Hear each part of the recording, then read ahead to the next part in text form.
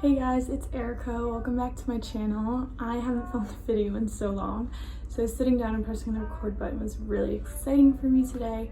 If you guys are new here, please don't forget to subscribe, like this video. I'm not asking much. But anywho, today, as the title states, I'm going to be doing my most comprehensive video on nose jobs / rhinoplasties yet. This is going to be Nose Job 101. The course code for this is NJ1101, so be sure to enroll by subscribing. But today we're going to get into that. We're going to be talking about why you would want one, what makes you a good candidate, things that you would change to your nose, how to find the right surgeon, types of rhinoplasties, costs, family / identity, pros, cons, tips, day of, and healing, and everything in between. I swear to God, there is so much information I have to share, so let's get started. And just before we hop into this video, I want to mention that I have done a ton of nose job videos before this one, so if you have any other questions or want to watch any of my other nose job videos, they'll be right up there. Please stay with me, but you can load them up to watch after this. But yeah, so I'm not here to talk about my nose, but I just want to get it out of the way. My surgeon was Dr. Dean Davis in Tampa, Florida, and it costs $8,300, and that included all of the anesthesia, surgery, operation fees, and everything.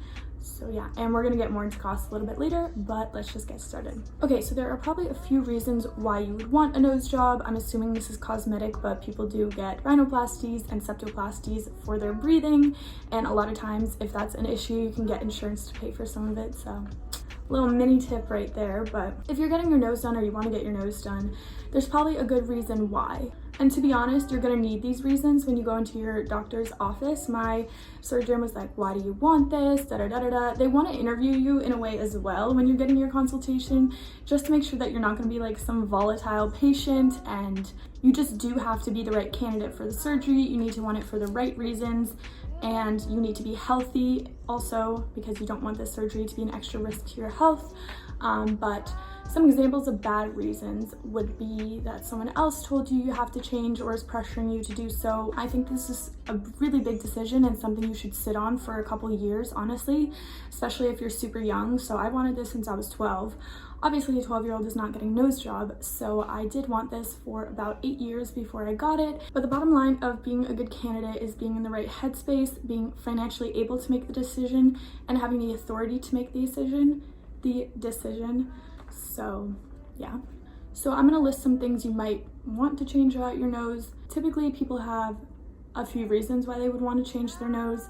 I wanted to change my nose before because I thought the tip was slightly bulbous.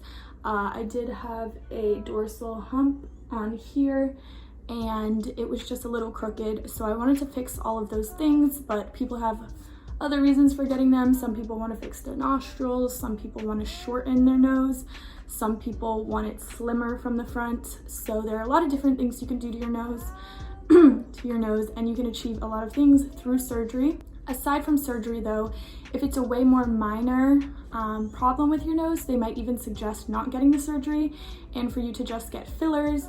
So if you just had the hump, honestly, I think a lot of people could just benefit from a little filler. It's not a permanent decision, but honestly, it might be good to try out before the surgery to see if you even like it. And it's way less expensive than surgery, but in the long run, I don't know how it evens out because filler does dissolve, and the rhinoplasty is a one-time payment, so I guess depends how long you're gonna live. You do have to be of the right age. I don't know who's watching this, I don't know who this is reaching, but your face doesn't reach skeletal maturity until around 15 or 16. So I haven't really heard of people having them before this, but you should definitely make sure that you are of age and that your skeletal muscle or skeleton is done growing up here. I want to talk about how to find the perfect surgeon for you. So one of the first things you want to decide is where. I'm from a little bit outside of Tampa, and I knew that Tampa was the biggest sort of hub near my house, and I wanted to be in somewhere that I knew would have more experienced doctors or just have more in general. You also have to consider like who's taking care of you. So I knew that my mom would not drive to Miami with me, which is definitely a nose surgery hub, but she would pick me up and take care of me in Tampa because it's close to our house. So you want to make sure that you're locationally familiar and you don't have to go to a big city to have a good nose job, but it just is more typical that they would have more surgeons and more experienced surgeons, especially with whatever procedure you're looking to have. So yeah, if there's only like one surgeon in your area, I would not do that. Make sure that you can find somewhere where you have a couple options. And getting into options, you should be going to at least 2 consultations. I just say at least, so at least you have an option. And I also can't be a hypocrite and say have at least 3, because I only went to 2. And the biggest difference I noticed between the 2 doctors was the amount of rhinoplasties they had done and how recently they had done them. So the first guy I went to was Dr. Davis, and he told me that he had done over 2,000 rhinoplasties before I'd even walked into the office. So I felt very good and comfortable about going to him, just because I knew he had done so many before me, so he was well experienced. And the guy I went to after was like, honestly, I don't do a lot of rhinoplasties these days. Honestly, I think the most important thing when considering a rhinoplasty surgeon is making sure that rhinoplasty is their specialty. They should really only be doing a majority of their work above the neck. So Dr. Dean Davis also does a lot of facelifts, but he has also done a ton of nose jobs. So that's what made me feel extra good about going to him. It made me feel really confident in my decision. Another part of choosing your surgeon is going to be price. So price is something that you have to decide what your own personal budget is. The average cost of a nose job is anywhere between $6,000 and $9,000 in the US if you're not in like Beverly Hills. Beverly Hills average is probably like 15,000. It's kind of ridiculous, but you can still get a good nose job, not in California, I promise. So just a tip, make sure you're finding someone who does a ton of rhinoplasties. And also I just felt more confident because my surgeon was double board certified in otolaryngology, I think that's how you pronounce it, and also facial plastic surgery. So I felt very confident that he would know a lot about form and function, so he could also make my nose pretty but make sure that he was maintaining the structure inside, if not making it better. And that's part of the reason he also did a septoplasty. So he said that's typical of his practice, is to include a septoplasty to make sure that you're getting the best functional results as well, because I did have a slightly deviated septum. Unfortunately, it was not deviated enough to get support from insurance, but it's okay because Dr. Davis didn't even take insurance. So, and then the last thing I'm going to say about this is that the gallery of their website or Instagram or whatever is your best friend. I honestly based a lot of my decisions on who I was getting a consultation with was based off of their before and after galleries on their website.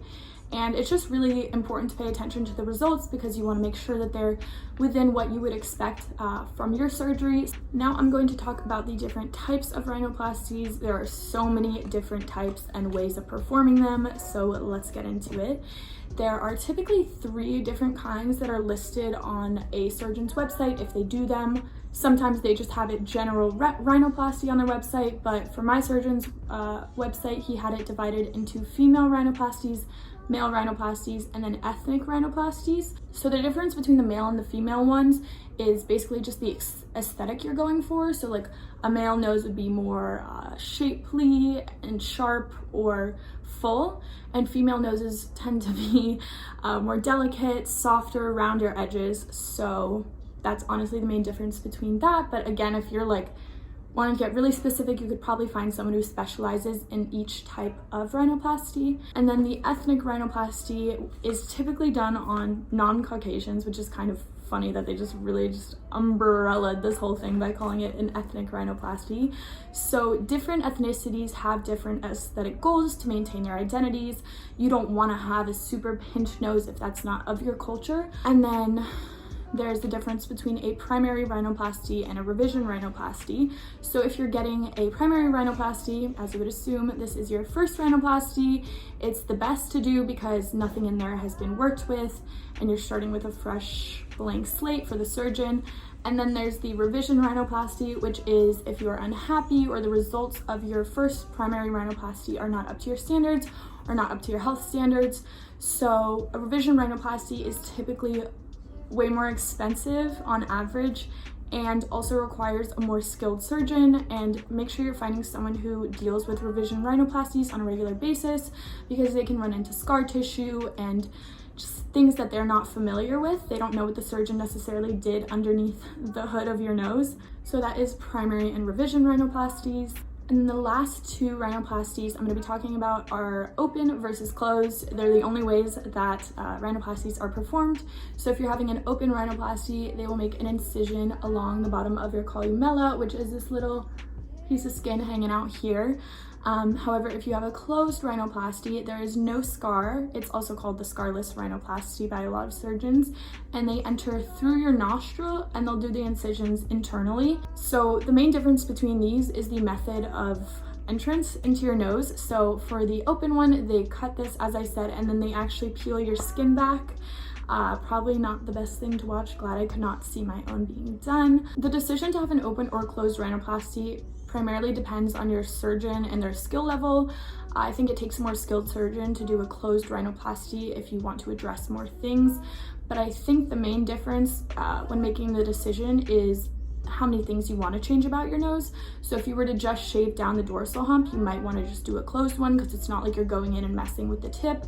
However, if you're messing with the tip, as mine did, you want to have cut open so you have full visibility of everything going on down here. And also, open rhinoplasties tend to take a lot longer to heal because there is so much trauma to the area.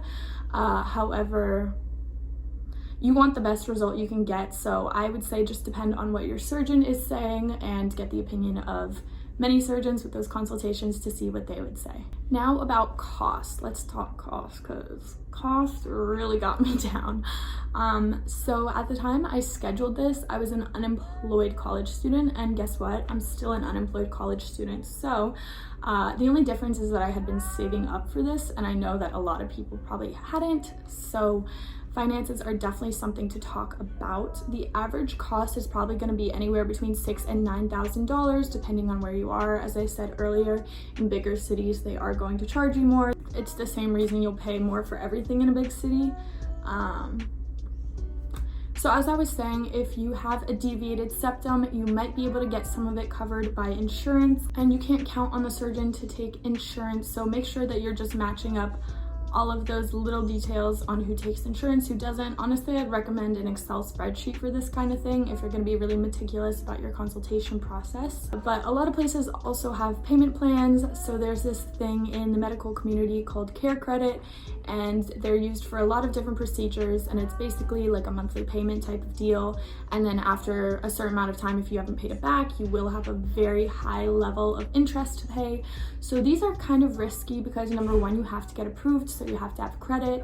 If you don't have credit, like I did not, you have to get a parent or a guardian on there, and my mom did not want to be liable in case I didn't pay it back. So I ended up having to do a full upfront payment, and it took a large hit on my finances.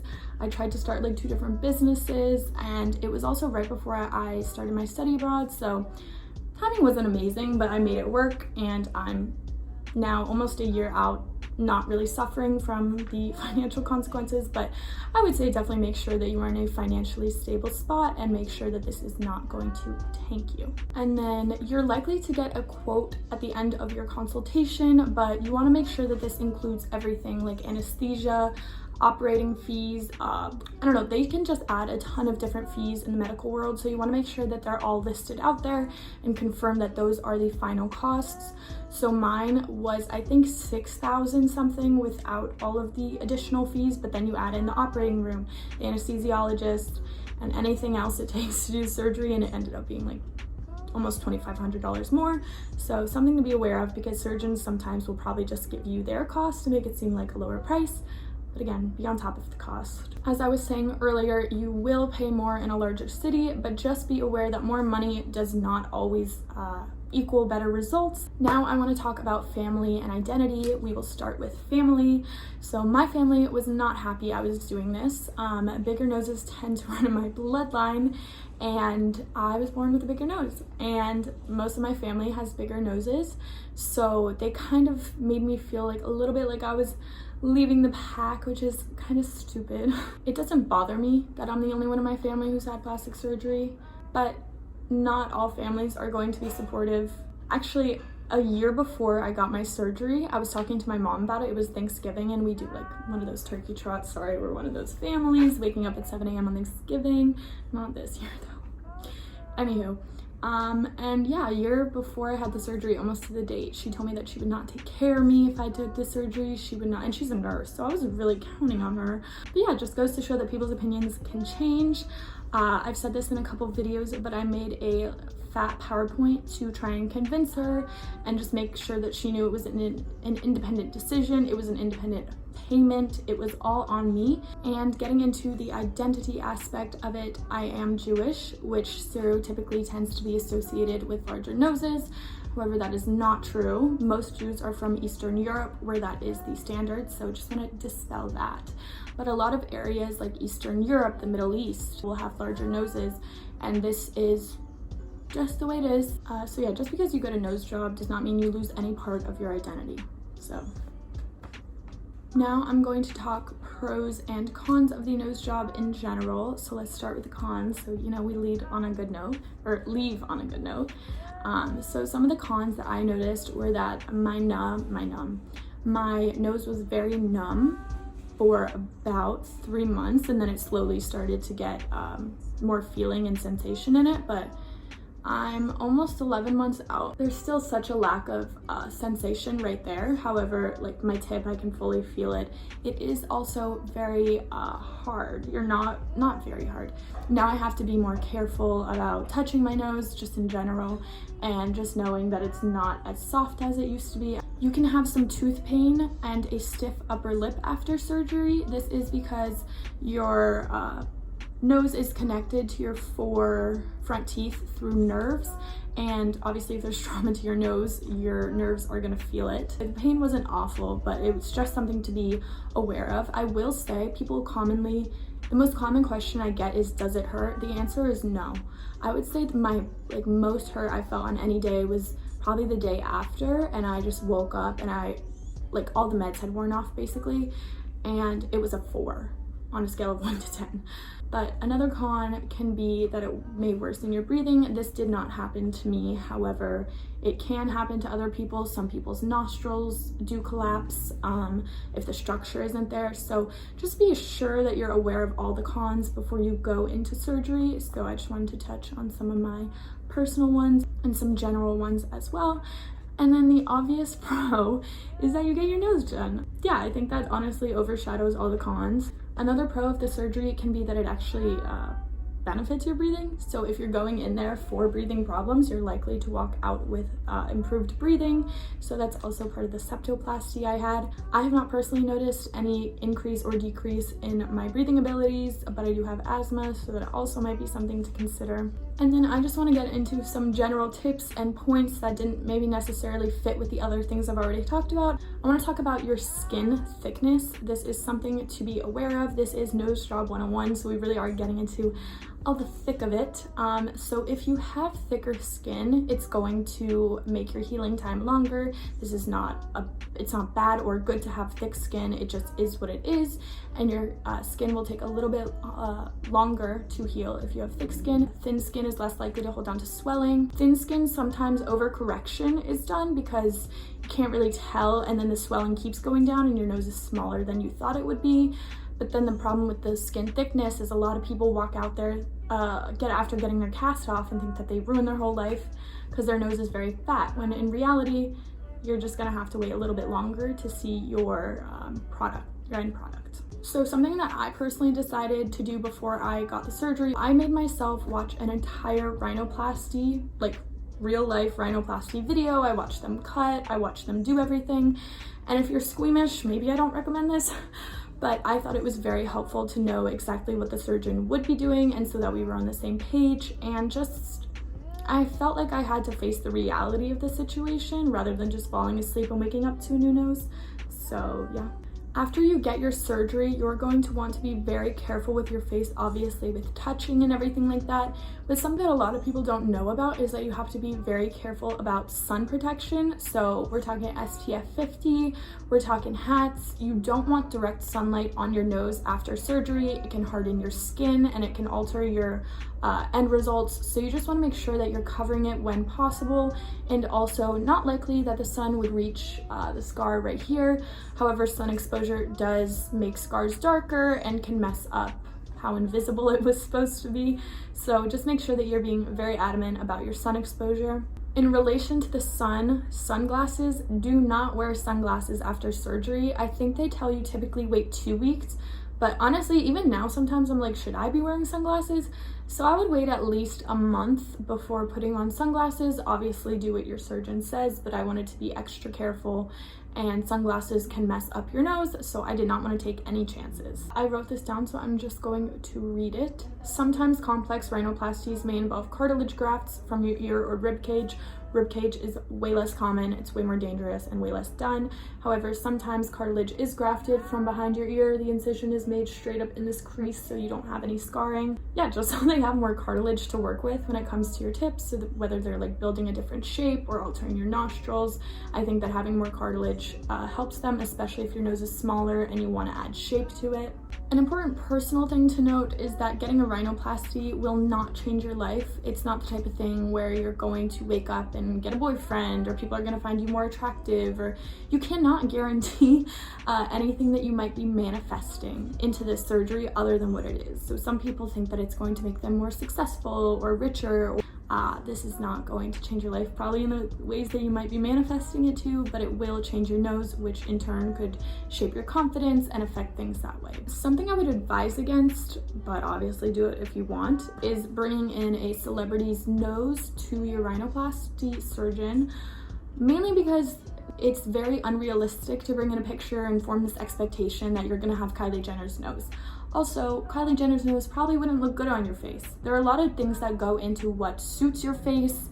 It could be the size of your eyes, your lips, your cheek structure. Like, your nose really is individual to your face, and the surgery has to be individualized to your face as well. So bring it in if you really, really want to, but you can't start these expectations that are unrealistic because you will be unhappy in the end. So don't set yourself up for failure. You are going to want to make sure that you block off enough time after the surgery. You don't really know how you're going to bruise until you get out of surgery. I had very minimal bruising, but I did still have like weird bruising on my cheeks for almost a month after. Now I'm going to talk about the day of and healing after. So let's start with day of course. So the day of, you're going to want to have all of your jewelry taken off. I think they also recommend having no nail polish so they can check your vitals. If your nails are turning purple, lack of oxygen type of thing. Wear a button-down shirt so that you can button it off when you're done, because you don't want to be taking anything off and on your head and be bumping your new nose. And I would also recommend to take a lot of before pictures from every angle, just to make sure that you remember your nose as it was and just have something to compare your after to. And it's really exciting to have those pictures, so make sure you're taking them. And then now I'm going to talk about what happened to me on my day of. So I followed all of those things. I got there, I paid the last little bit of my surgery. So to schedule my surgery, I think I put down a $1,000 deposit, and then about 2 weeks before surgery, I paid a nice little chunk of it. And then the day of surgery, I paid the last little bit of it. So I did that. And then I was led to a medical room. This was in an outpatient surgery facility, but it kind of did look like a hospital inside. So I was taken into a little room. They gave me a robe. I derobed and put on their robe, and then after I was robed in their green robes, I had to take a pregnancy test. Even though they verbally ask you, are you pregnant? They don't trust you. So I took that, I passed, and I was given IV fluids, and I believe they gave me sedative. I don't know what kind. It was a white pill I took, and they put IV fluids in me, and then I think that's also how they administered the anesthesia later, so that IV was in me. And then for my surgery, I had non-opioid anesthesia, which is getting more popular, but it also just to me is good because you're less likely to vomit. But again, before I had my surgery, there are going to be things that your surgeon tells you you're not supposed to be doing, so things like taking blood thinners, or smoking, or anything that you think could be deemed unhealthy. Don't do it. You want to make sure that you're in your tip-top shape for the surgery so that your body can heal as best as it can, so just think ahead. So things that I took while I was in recovery were arnica. I started taking arnica 2 weeks before, and I just continued until the bottle was done, and I took that in my mouth. I never used any sort of arnica gel or anything like that. I was also taking steroids for the swelling and the healing, I believe. It was a little red pill. And then I did take some pain relievers for the first 2 days. I think those were Oxy, but not entirely sure. And then I weaned myself off of those and just started taking Tylenol when it did hurt. My routine was basically to clean my nose. Some surgeons might not have you do this, but a lot of surgeons will tell you to get Q-tips, peroxide, and mine even gave me polysporin. So to clean out the dried blood and everything like that. I also had packing, so it was a little hard to be doing it, but I would use Q-tips for basically everything. Go in there, clean it out, and then put some polysporin on a Q-tip, put it in there because you don't want to be doing anything with your fingers in there. So be sure you're using clean Q-tips for everything. And then in the early days when my nose was still like draining blood and fluids or whatever, I had a thick piece of gauze underneath taped to my cheeks, and I had that for honestly most of it because my nose was just constantly running. Pineapple is said to help a lot with swelling, so pineapple makes my tongue itchy. Someone said I was having a bunch of frozen pineapple smoothies and it was really good for healing, and it's super healthy. You should be avoiding omega-3s as well as aspirin because they are blood thinners and you do not want to be bleeding any more than you have to. For my recovery, I was sleeping in a really big bed. Thankfully, it kind of enveloped around me, so it was a lot easier to keep my head up. And I used a neck pillow in my sleep so that I wouldn't fall onto my face or anything like that, and it really helped. Be careful with brushing your teeth. This, as I said, these are connected to your little nose, but also the area is just really weird. You have stiff upper lip and there's a lot of trauma to the area, so be as gentle as you can, but definitely do still be brushing your teeth and taking care of that hygiene. This was super hard for me. Maybe you can tell I'm a very expressive person with my face, so you need to refrain from that. And that was extra hard because I was with my family, number one, and they always make me laugh, smile, sometimes cry, but there was also a funeral I went to while I had the cast on, and so I was crying a lot, and it's just really hard. So honestly, avoid funerals if you can. Try your best to be as stagnant as you can with your face. Some people do this differently, but I've been told you really should not be icing your nose directly. So I iced my cheeks because I had a lot of swelling here as well, and I would use my neck pillow and I would tuck in the little ice packs into the cheeks, and I just had it. It was perfectly around here, so that's a little life hack for that. Have a lot of soft foods on deck. Chewing is not going to be good for you. Again, everything here is really connected, so anything you're doing will affect your nose. So again, lots of soft foods. Don't have any exciting food days planned. Unfortunately, the only time I could do mine was right before Thanksgiving, so Thanksgiving kind of sucked in the food department. I could not taste anything because of the packing in my nose, so all my smell was hindered, therefore my taste was pretty much gone. If you can, have someone help you shower or bathe.